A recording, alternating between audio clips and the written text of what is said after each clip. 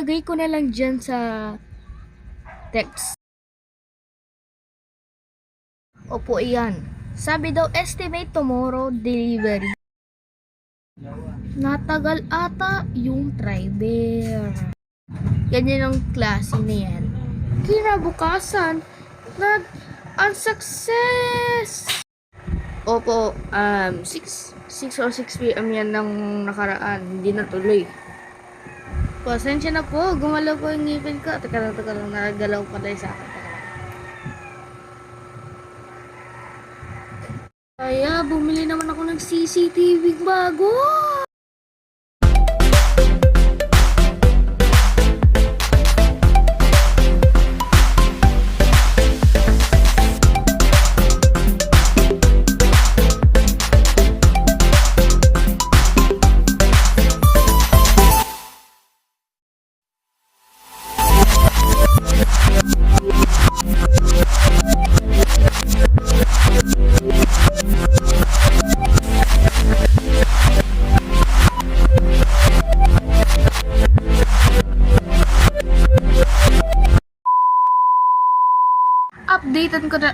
Updatean ko na lang kayo mamaya ng hapon pag may update na ang TikTok Shop.